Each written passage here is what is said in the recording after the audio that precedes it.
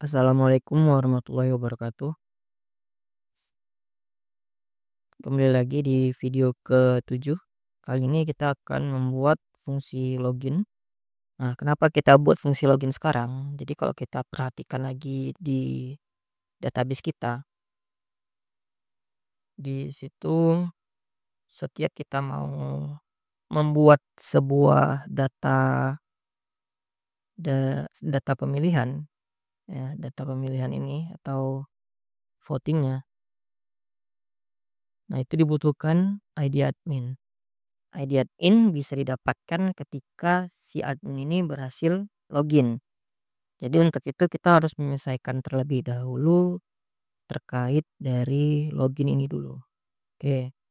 Sekarang sebelum kita masuk ke fungsi login itu sendiri, karena di fungsi login kita akan menggunakan hash dan jadi seperti ini, singkatnya mudahnya ya.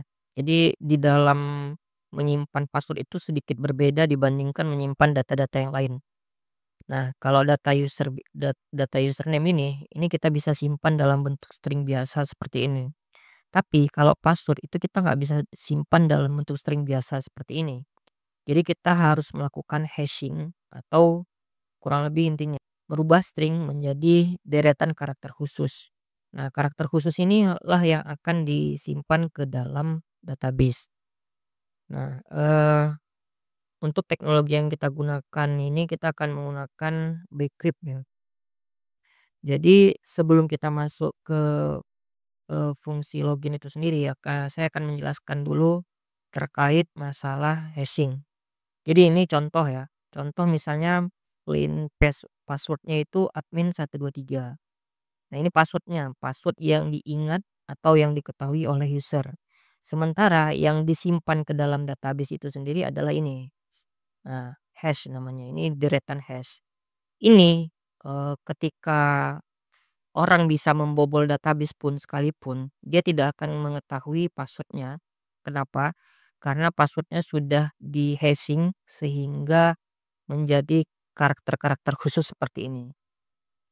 Nah, jadi kita memerlukan modul modul Bcrypt untuk mengecek apakah password yang diinputkan oleh user dengan password yang setelah di-hash itu adalah eee, karakter yang sama. Nah, di sini fungsinya hanya pengecekan sederhana seperti ini, if jika eee, password yang dikirim oleh user ya, password yang dikirim oleh user itu sama dengan password yang disimpan di database, maka akan menampilkan bacaan password benar. Sementara jika keduanya ini tidak cocok, maka akan menampilkan password salah. Eee, Kemudian coba kita praktekkan ini dulu seperti seperti ini. Nah, ini muncul password benar ya. Nah, seandainya ini kita rubah, misalnya ini saya rubah satu karakter saja. Nah, ini kita jalankan lagi. Nah, dia akan muncul password salah. Nah, inilah fungsi yang akan kita terapkan di login nanti. Nah, sebelum itu mungkin kalian akan melihat di sini. Ini di sini ada encode UTF-8. Encode UTF-8 ini apa? Jadi gini, fungsi dari Bcrypt check PW ini dia hanya bisa mengecek dalam bentuk bytes bukan string. Kan kita taunya ini adalah string dan ini adalah string. Nah, si Bcrypt check PW ini tidak bisa bekerja pada string, dia hanya bisa bekerja pada tipe bytes. Apa bedanya bytes dengan string? Jadi kalau string itu kita taunya gini, nih A, B, C, ini adalah string. Tapi kalau eee, mesin itu taunya adalah bytes. Bytes itu eee, gampangnya itu adalah bilangan biner, bilangan biner atau heksadesimal yang sejenis itulah. Nah, contoh ya, misalnya kita di sini punya data, di sini kita punya string yang kita simpan dalam sebuah variabel data satu. Stringnya adalah ABC. Kemudian kita akan lakukan encode. Ya, ketika kita lakukan encode, jadi berubah seperti ini. Nah, ini menandakan bahwa ini adalah bytes. Nah, coba kita, eee, nah, ini berarti ketika di-encode dia berubah menjadi byte. Mungkin kelihatannya ini sama-sama aja ya, tapi coba kita lakukan sedikit pendekatan khusus. Misalnya ini saya rubah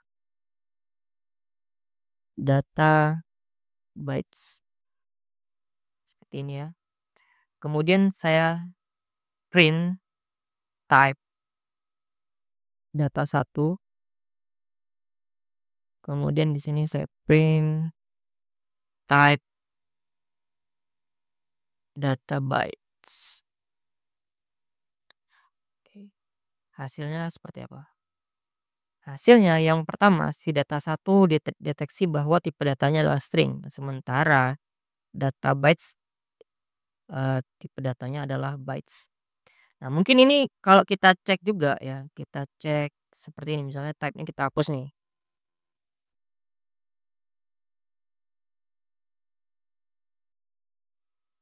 Nih. Nah, yang pertama data satu tuh isinya ketika di-print ABC, sementara data bytes ketika di-print B tanda petik ABC. Se Sekilas ini kelihatan sama, tapi ini perlakuannya berbeda di sisi memori atau di sisi mesin. Nah, jadi kalau di sisi mesin ini dikenalinya seperti ini. Ini saya komenkan dulu, kemudian ini kita ganti datanya. Data pertama adalah halo. Yang kedua, datanya akan kita encode dan kita simpan ke dalam variabel B. Kemudian kita akan lihat bagaimana data ini disimpan di dalam komputer. Nah, kita bisa lihat sendiri bahwa kalau kita tidak datanya string biasa itu ada datanya H, A, L, U. Sementara ketika kita encode maka datanya berubah menjadi bilangan seperti ini. 104 97 108 111. Nah, ini kode apa?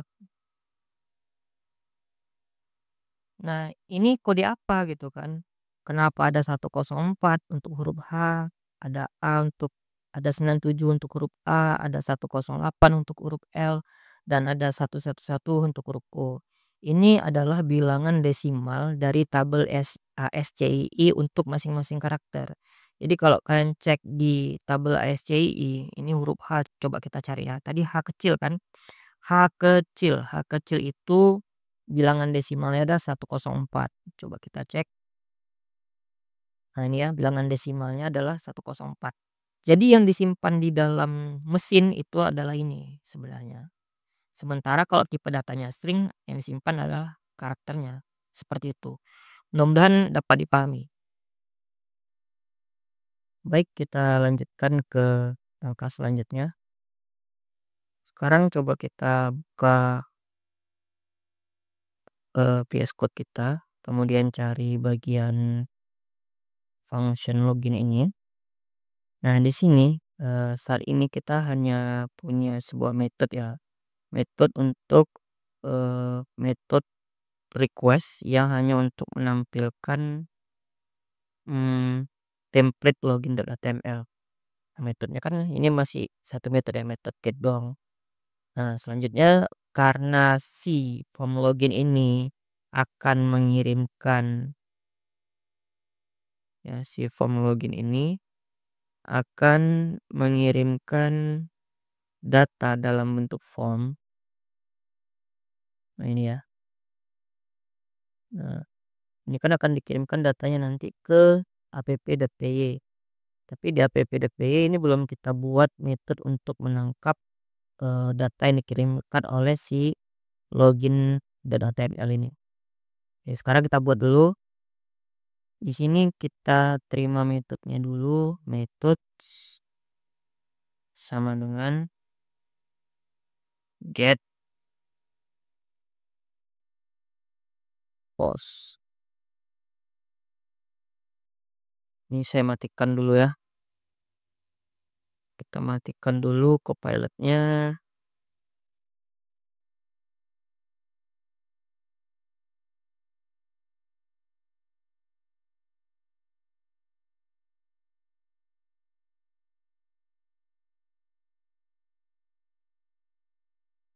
disable dulu Copilot-nya. Kemudian ini saya lupa mengaktifkan auto save-nya. File auto save aktif, oke. Kembali lagi kemari. Kemudian di sini kita akan mencoba mendeteksi jika requestnya dari metode adalah post.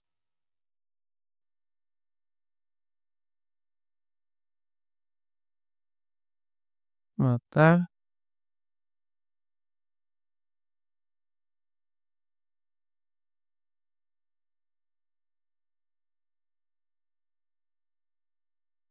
coba kita return dulu ya. Maka tampilkan metode post diterima. Oke lah, ini kita diterima. Ini aja ya. Jadi kalau nanti kita tekan tombol submitnya atau tombol loginnya, kalau berhasil maka harusnya muncul bacaan metode post diterima.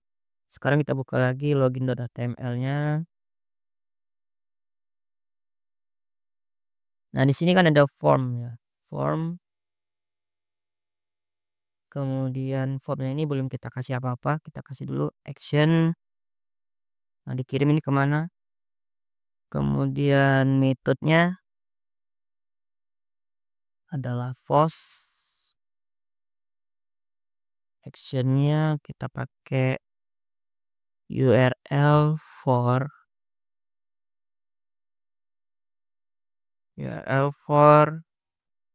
login. Oke, URL for login. Nah, harusnya ketika tombol login ini ditekan ya, akan menampilkan bacaan ini metode post diterima. Tapi kita perbaiki dulu tombol loginnya, type-nya kita tambahkan type menjadi submit. Oke, sekarang kita coba dulu ya. Kita coba.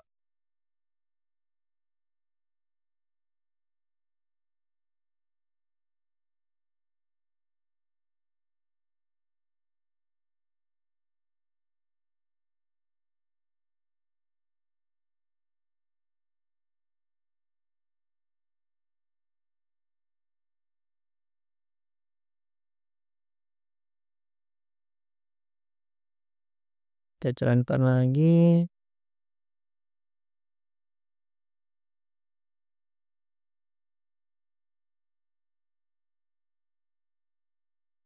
Yes, login. Nah, di sini coba kita jalankan admin enter. Nah, berarti berhasil nih ya, metode post diterima. Berarti dia berhasil menjalankan metode postnya. Oke, selanjutnya di sini. Nah, kalau metodenya tombol login ditekan dan metodenya diterima, maka coba kita tangkap dulu username dan password yang dikirim.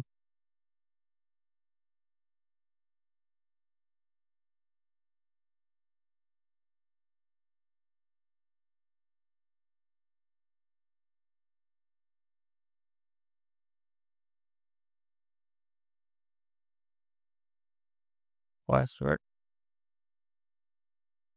dikirimnya melalui request form password. Coba kita cek sekali lagi apakah benar ini username. Nah, ya, ini username. Nah, tandanya dia bahwa ini benar adalah username yang ini form, kita harus kasih dia nama. Name sama dengan username. Sekalian kita kasih ID-nya, ID sama dengan username. Kemudian untuk yang passwordnya, jangan lupa ini type-nya adalah password ya, jangan teks ya, type-nya adalah password. Kemudian kita kasih nama name, password, ID, password. Jadi biar bisa diterima di sini. Nah, kalau sudah terima, kita cek dulu, betul nggak? Kita return kan aja ya, return f username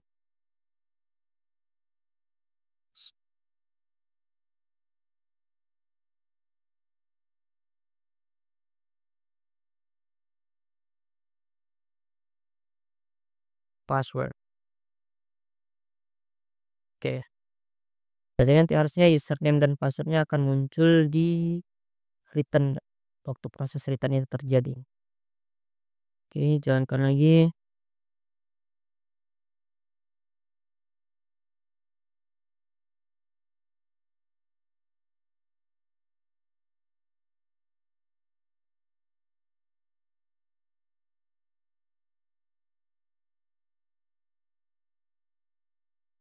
Coba kita back dulu.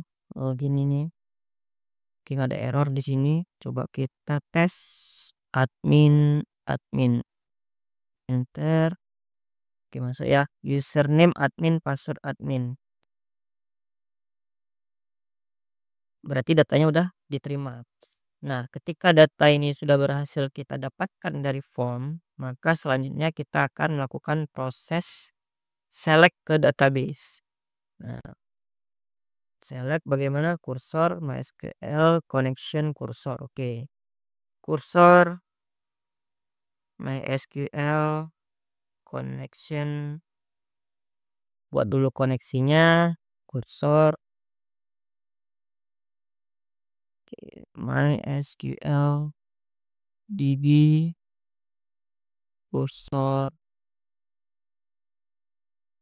dictionary kursor. Oke, kursor execute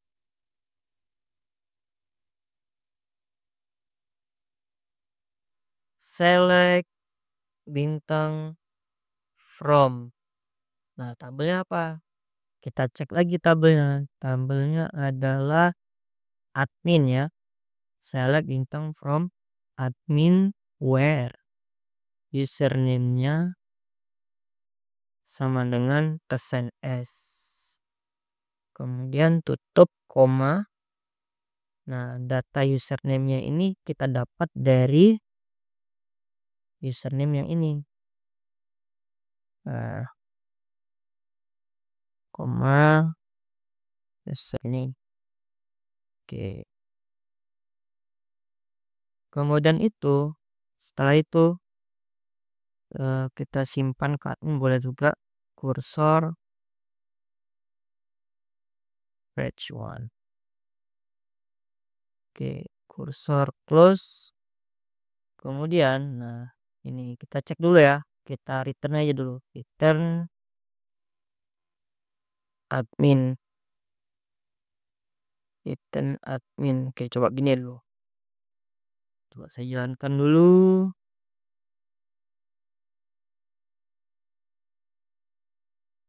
Kita cek ulangi lagi admin center.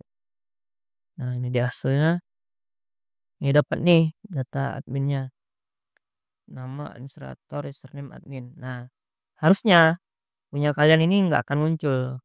Kenapa? Karena data di tempat kalian itu belum ada. Nah, biar sama nih datanya saya hapus nih. Saya hapus dulu datanya dari database. Ups, tidak bisa dihapus.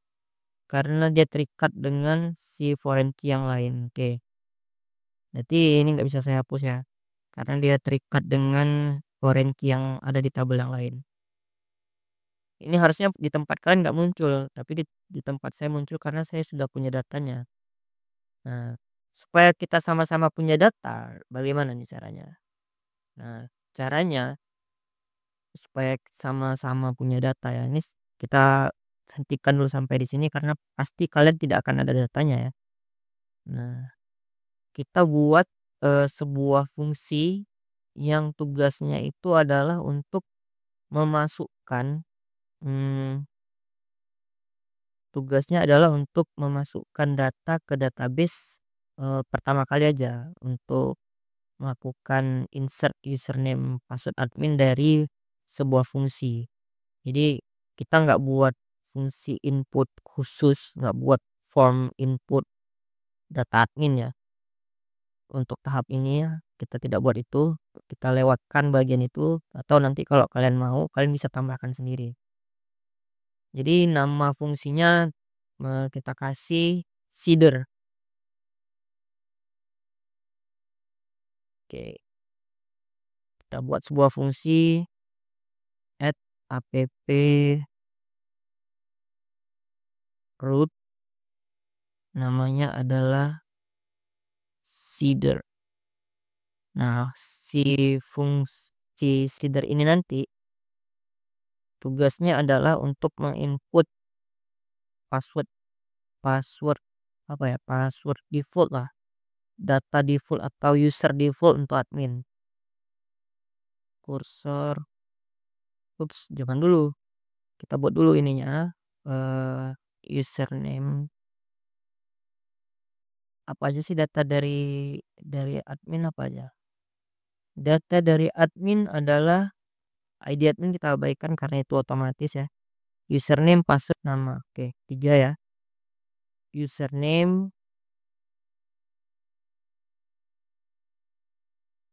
password, nama. Oke, ada 3 ya. Nah, username-nya mau kita buat apa nih? By default dia misalnya username-nya misal ya. Ini karena saya sudah punya admin, username itu kan unik ya. Jadi saya nggak mau buat admin lagi. Petugas lah. Misal kalian kok mau buat admin silahkan. Password by defaultnya itu petugas 123 misalnya. Namanya adalah petugas baik hati. Oke. Kemudian eh kita nggak bisa langsung juga ini, karena tadi password itu tidak boleh kita simpan secara langsung, maka kita harus melakukan beberapa cara agar si password ini dihash. Oke, langkah pertamanya adalah kita harus menginstal yang namanya Bcrypt. Jadi buka terminalnya. Nah, kalau terminal kita sedikit berbeda, abaikan aja ya karena saya baru pindah, baru migrasi ke Linux. Jadi ini akan sedikit berbeda tampilan terminalnya karena ada beberapa settingan yang berbeda daripada Windows. Jadi ini abaikan aja, tapi intinya kita harus melakukan install modul yang namanya Bcrypt. Caranya pip install Bcrypt. Enter. Ya, kalau berhasil harusnya waktu kita ketik pip list, nah ini muncul Bcrypt di sini. Oke, ya munculnya udah ada Bcryptnya. Nah, selanjutnya kita impor Bcryptnya, impor Bcrypt. Oke. Bcrypt berhasil diimpor, kemudian kita harus melakukan hashing. Oke, cara melakukan hash yang pertama kita harus ubah dulu passwordnya itu menjadi dalam bentuk bytes. Ya, kita buat aja byte password namanya. Bytes password sama dengan password yang tadi kita buat di baris ke-40 harus kita encode dalam bentuk UTF-8. UTF-8. Oke. Kemudian kita harus membuat sebuah salt. Nah, salt ini kalau diartikan secara harfiah dia ini artinya garam ya. Jadi dalam metode-metode enkripsi, dienkripsi itu ada namanya salt. Nah, supaya menambah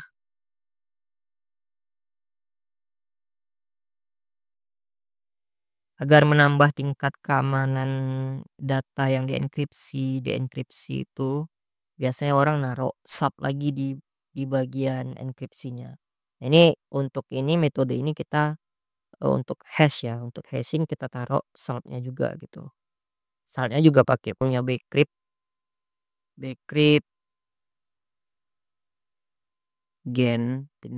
generate salt, kayak fungsi dari Bcrypt ya. Kemudian,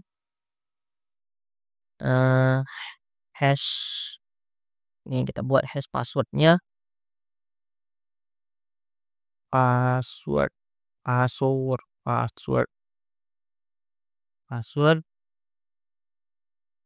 Bcrypt.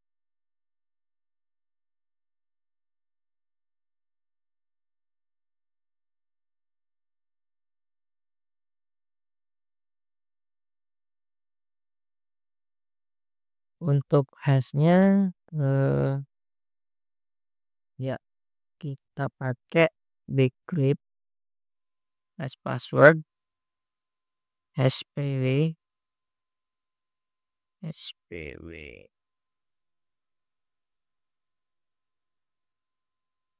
bytes password tadi. Jadi bytes yang bisa di-hash itu adalah dalam bentuk bytes tadi ya.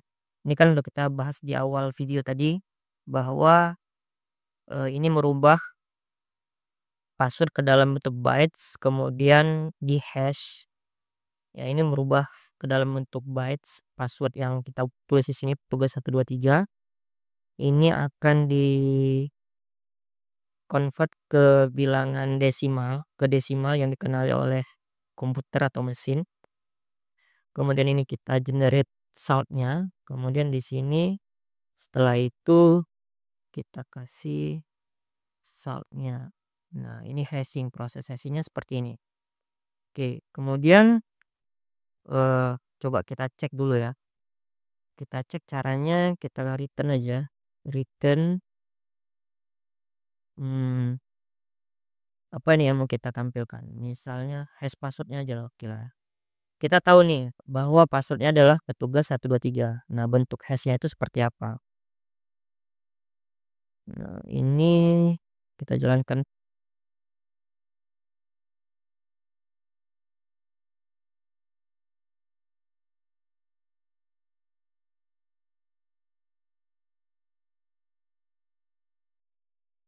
Namanya adalah seeder tadi ya. Coba ya, seeder.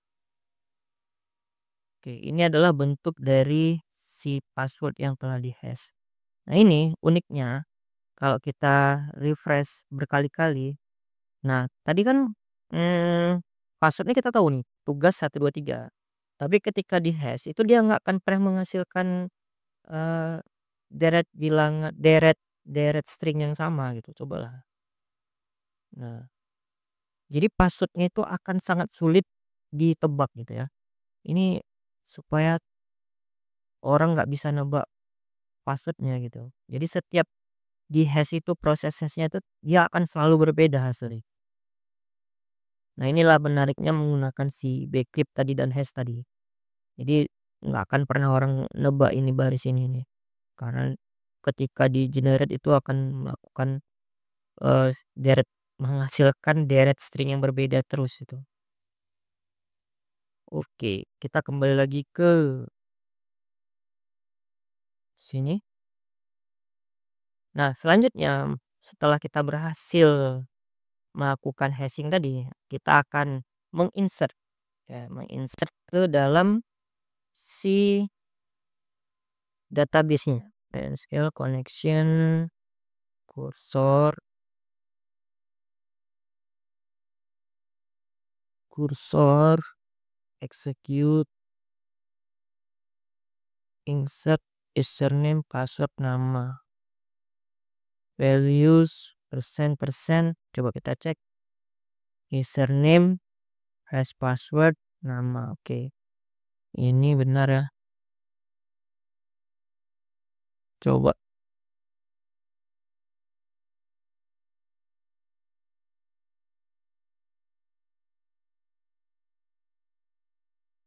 Nah, seperti ini. Cursor, execute, insert into admin,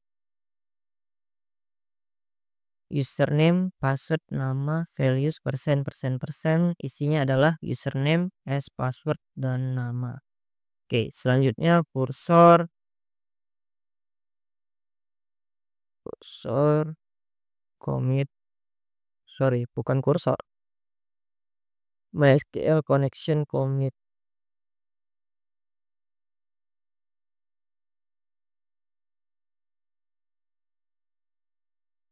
Kemudian tutup koneksinya, kursor close.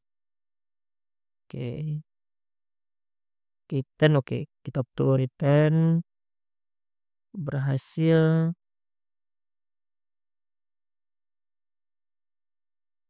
menambahkan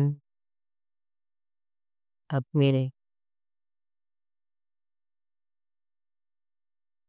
Nah, coba kita cek lagi ke database-nya dulu sebentar. Nah, kita ke admin ya. Di strukturnya kalau kita perhatikan, username ini kan unik ya, unik. Karena unik, dia tidak boleh ada data username yang sama. Nah, untuk kalau ini di-insert sekali ini nggak ada masalah ya. Ini coba kita tes dulu. Ini coba kita tes dulu, seeder. Nah, berhasil menambahkan admin. Tapi kalau kita lakukan sekali lagi, kita refresh ya, dia akan memberikan error nih, duplikat entry petugas for key username. Nah, karena username itu nggak boleh ada yang sama gitu. Nah, ini kan datanya udah ada ya, petugas udah masuk nih. Nah, tapi kalau kita ulang lagi akan error. Kenapa? Karena username-nya ada yang sama. Nah, untuk menghindari hal tersebut terjadi, maka kita tambahkan di sini insert ignore. Ignore. Jadi kalau udah ada, dia akan diabaikan. Kalau data yang sama itu udah ada, dia akan diabaikan. Seperti itu. Coba kita cek lagi. Nah, berhasil menambahkan admin. Kalau kita refresh, tetap aja dia nggak akan error. Datanya juga nggak bakalan nambah. Harusnya gitu ya. Nah, datanya tetap 2. Nah, dia di-ignore, diabaikan. Kalau datanya ada yang sama itu diabaikan. Karena username ini unik, nggak boleh ada yang sama gitu. Kita insert lagi. Data petugasnya kan akan tetap sama. Karena kita buat dia itu eh statis ini. Statis. Coba kita cek lagi. Oke. Nah, sekarang baru kita lanjutkan lagi ke login yang tadi. Nah, waktu di login, coba kita cek ya. Hmm, di sini kita masuk ke login. Tadi adalah petugas, passwordnya petugas 123. Oke, enter. Nah, harusnya ini sekarang kalian muncul juga seperti sama seperti ini ya. Sama seperti ini, muncul juga seperti ini. Ada ID admin, nama petugasnya, passwordnya apa, username-nya apa. Oke. Kita lanjutkan ke bagian loginnya lagi.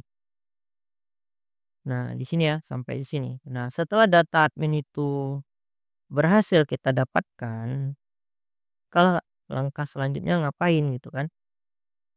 Langkah selanjutnya adalah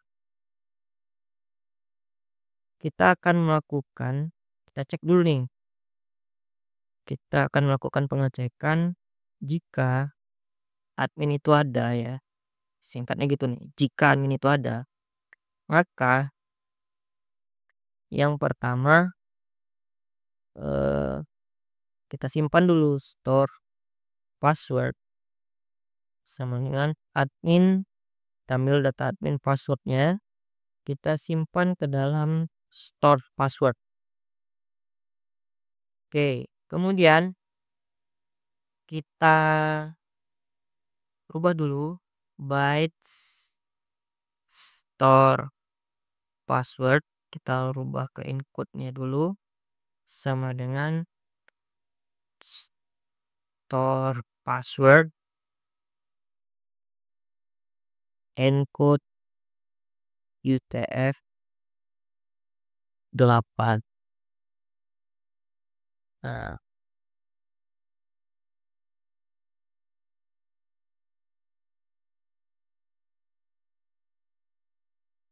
Kemudian password yang ini juga harus ini kan store password ini adalah password yang disimpan di dalam database. Nah, kita harus membandingkan password yang disimpan di dalam database dengan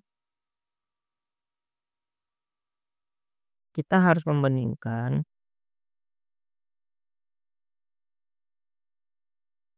password yang disimpan di database dengan password yang diinput oleh user dari form login.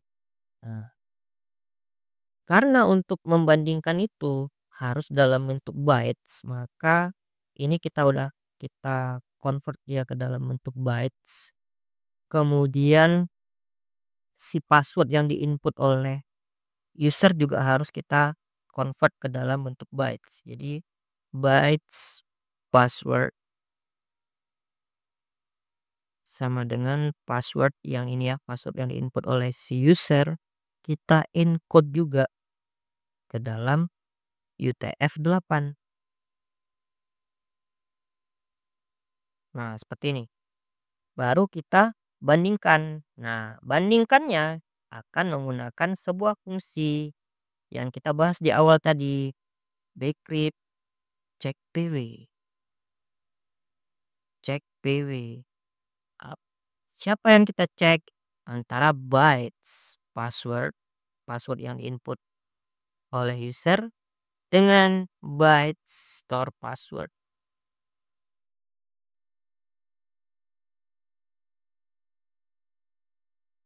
Nah, kalau berhasil, kalau memang ini cocok, sesuai ya, sesuai. Kalau nggak sesuai gimana? Kalau kita buat nggak sesuainya dulu, else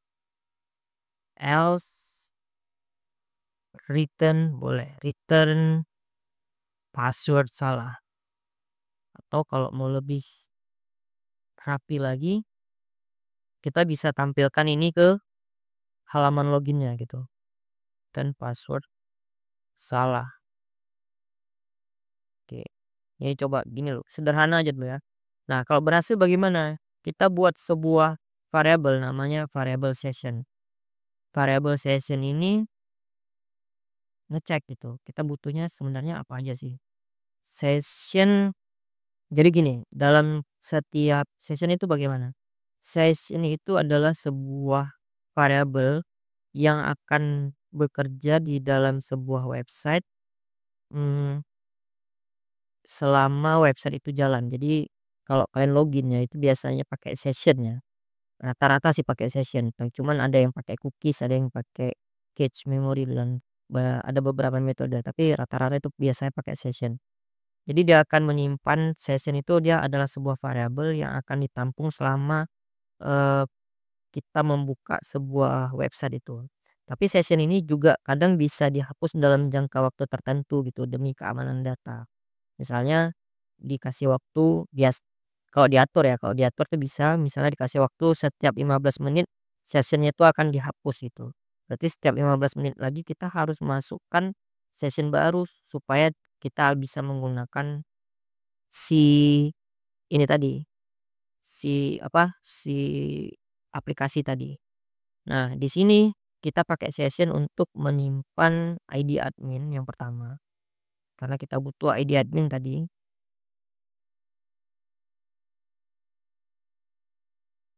Admin, ID admin. Kemudian kita bisa juga simpan nama ya. Session nama. Nama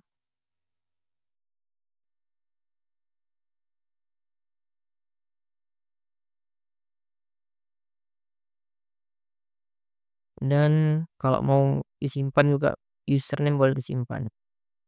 Username.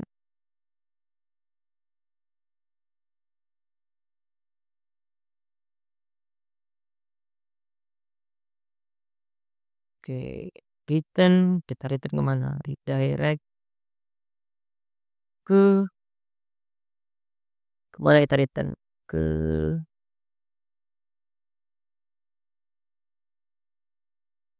pemilu kah? Kemana nih? Coba kita cek dulu.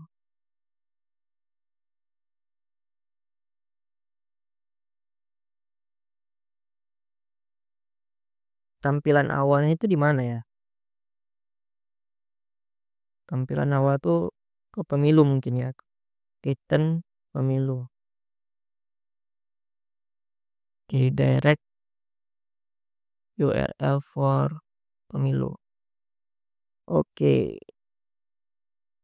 Nah, coba kita tes dulu ya.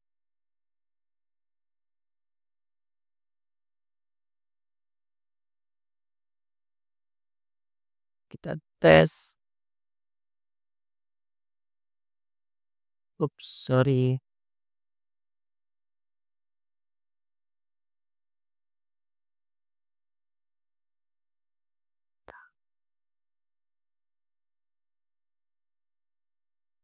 Nah, coba ya. Ini kita kasih salah dulu nih. Petugas ke login. Salah. Tadi passwordnya apa? Petugas 123. Petugas 123. Oke. Ups. Kenapa salah?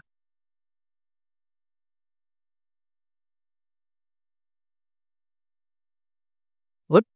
Kenapa ini? Coba lagi. Petugas 123. Enter. Nah, apa yang salah ini? Coba kita cek. Oke, ini kan terjadinya di login ya.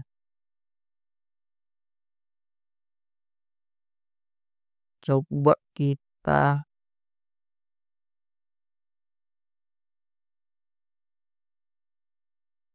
tampilkan dulu.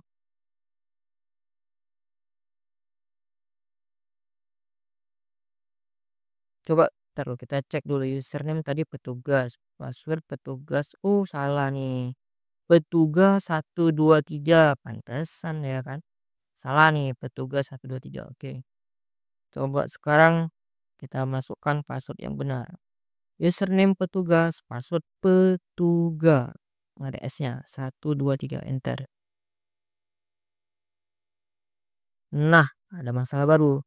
Runtime. The session is unavailable because no secret key was set. Set the secret key on the application to something unique and secret. Nah, dia minta secret key. Secret key ini adalah salah satu fitur dari Flash juga.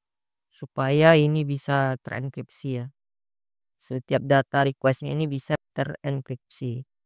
Nah, caranya bagaimana ini? Caranya pertama kita import dulu ya. Import modul dulu. From secret. Ada nggak nih? Secret, secrets, import token hex. Kemudian kita import sebuah modul namanya secrets yang di dalamnya ada token hex. Kita import, kemudian kita gunakan di sini app gimana ya? Di sini aja lah ya. App secret key secret key sama dengan token hex 16 digit ya, kita pakai 16 ya. 16. Oke, sekarang harusnya tidak akan error lagi. Kita ulangi lagi. Refresh lagi. Nah, baru berhasil. Oke, sekarang berhasil nih kalau si login ini berhasil ya. Nah, tadi kan ada masalah tadi waktu password salah nih. Gimana sih caranya mereturnkan password salah tadi? Jadi munculnya itu tetap di si form login itu tadi gitu. Nah, itu bagaimana caranya? Oke, sekarang kita cek dulu di login ini ada apa aja. Kita harus tempatkan errornya dulu. Sebentar.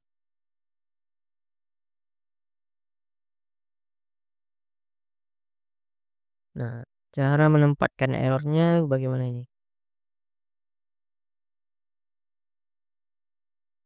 Login div form. Nah, di sini ini div class ini di dalam card ya. Oke, di sini lah. Di sebelum form ini kita kasih gini. Persen ini if jika ada error ya kan. Ini kita kasih and if dulu.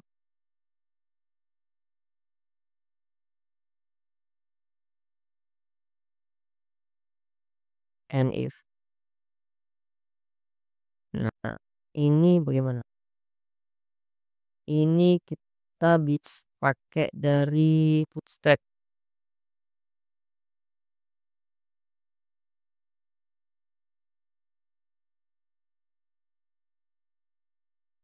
Kita pakai dari Bootstrap.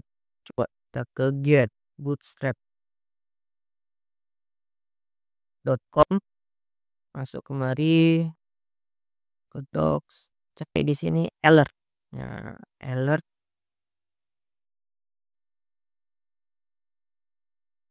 ini adalah alert. Nah, ini alert yang tidak ada tombol plusnya. Coba kita cari alert yang ada tombol plusnya. Ini nggak ada, nggak ada. Mana ini alertnya ini? Alert yang ada tombol plusnya. Ini kita copy aja. Copy. Udah kemari. Kita di sini.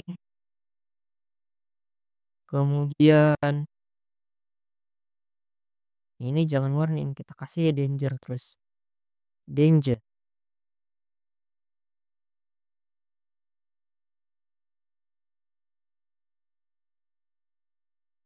Nah, ini strong kita hapus ini. Ini pesannya berarti ya. Ini bagian tengah ini pesannya. Yang bagian bawah adalah buttonnya. Ini kita kasih. Kita tampilkan errornya di sini. Coba kita rapikan. Oke, jika error, tampilkan error. Oke. Nah, sekarang ini berarti berubah. Return, redirect template. Oh, bukan, render ini. Render template ke login .html yang ada datanya. Datanya adalah si error. Soalnya kita kasih password Anda salah, bro. Ya. Oke, kita coba lagi ya. Ups, sebelum coba kita harus buat ini belum jalan ya. Jalan dulu. Oke, udah jalan. Coba kita cek.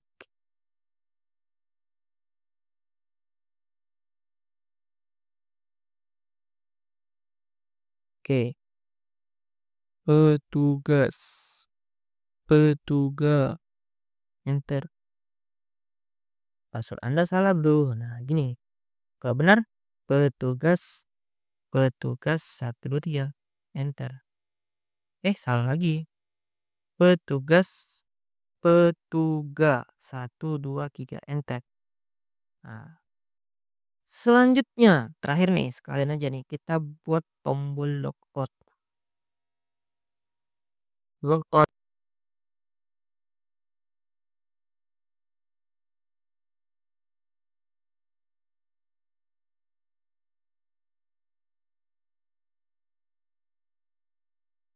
Nah, ini gampang sekali. Kita buat dulu rootnya. Siap. Add app root logout kurang slash ya, kurang slash dev logout. Nah, ini session clear. Nah, ini mau di redirect mana coba? Return redirect ke mana nih? URL for.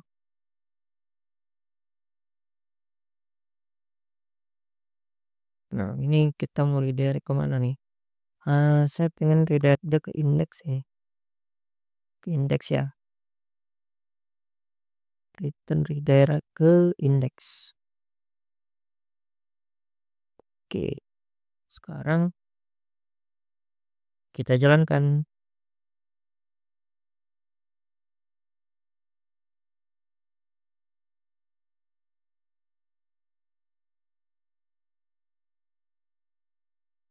Kita cek.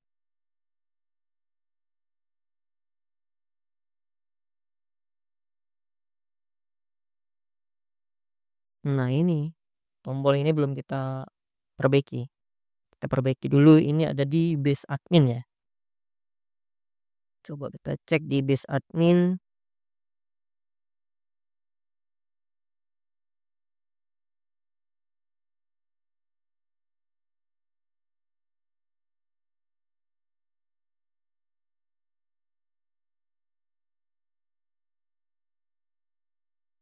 Harapnya ini kita kasih URL for logout.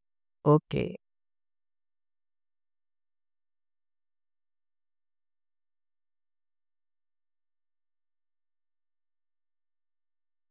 Mungkin tes masuk misalnya admin admin 123 enter. Oke. Logout. Oke, login. Petugas petugas 123. Oke.